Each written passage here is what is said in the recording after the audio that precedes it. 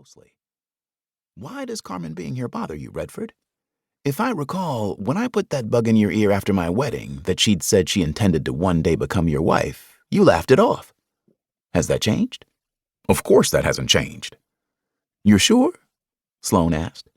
"It seems to me that over the past 2 years, whenever the two of you cross paths, you try like hell to avoid her. Most recently at Cassidy's christening a few months ago." Cassidy was Sloane and Leslie's daughter. Redford was one of her godfathers, and Carmen was her godmother. "No woman can change my ways. I don't ever intend to marry." "Who does she think she is, anyway? She doesn't even know me like that. If she did, then she would know my only interest in her at your wedding was getting her to the nearest empty coat closet. The nerve of her, thinking she can change me." "And since you know she can't change you, why worry about it?" "I'm not worrying." "If you say so," Sloane countered. Redford's frown deepened. "I do say so. You of all people should know that I'll never fall in love again." Before Sloane could respond, his sister Charm walked up and said the photographer wanted to take a photo of Jackson with his outlaw cousins. When Sloane walked off, leaving Redford alone, he took a sip of his wine as he looked across the room at Carmen again. Sloane's words had hit a nerve. He wasn't worried. Then why had he been avoiding her for the past 2 years? Doing so hadn't been easy, since he was one of Sloane's best friends and she was Leslie's, and both were godparents to Cassidy. Whenever they were in the same space, he made it a point to not be in her presence for long.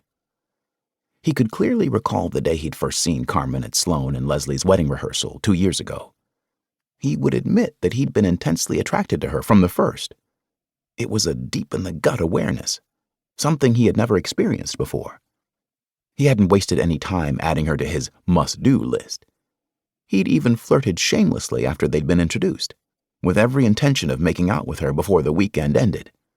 Then he'd gotten wind of her bold claim that he was the man she intended to marry. Like hell! That had wiped out all his plans. He was unapologetically a womanizer, and no woman alive would change that. Carmen wasn't the first woman to try, nor would she be the first to fail. Granted, she was beautiful. Hell, he'd even say she was knock-you-in-the-balls gorgeous. But he'd dated beautiful women before. If he'd seen one, he'd seen them all, and in the bedroom, they were all the same. Then why was he letting Carmen Golan get to him? Why would heat flood his insides whenever he saw her, making him aware of every single thing about her? Why was there this strong kinetic pull between them? It was sexual chemistry so powerful that, at times, it took his breath away. Over the years, he'd tried convincing himself his lust for her would fade. So far, it hadn't. And rather recently, whenever he saw her, it had gotten so bad he had to fight like hell to retain his common sense. Although Sloane had given him that warning 2 years ago, Carmen hadn't acted on anything. Was she waiting for what she thought would be the right time to catch him at a weak moment? If that was her strategy, then he had news for her. It wouldn't happen. If anything, he would catch her unawares first, just to prove he was way out of her league, thanks to Candy Porter. Contrary to her first name, he'd discovered there hadn't been anything sweet about Candy. At 17, she had taught him a hard lesson, mainly to never give your heart to a woman. Candy and her parents had moved to Skagway the summer before their last year of high school. By the end of the summer, she had been his steady girlfriend, the one he planned to marry after he finished college.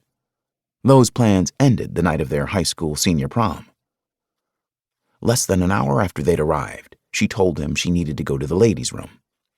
When she hadn't returned in a timely manner, he had gotten worried, since she hadn't been feeling well.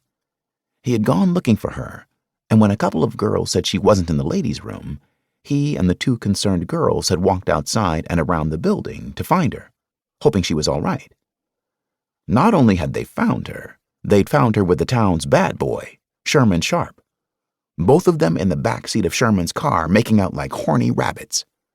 The pair hadn't even had the decency to roll up the car's window so their moans, grunts, and screams couldn't be heard. Needless to say, news of Candy and Sherman's backseat romp quickly got around. By the following morning, every household in Skagway, Alaska had heard about it. She had tried to explain, offer an excuse.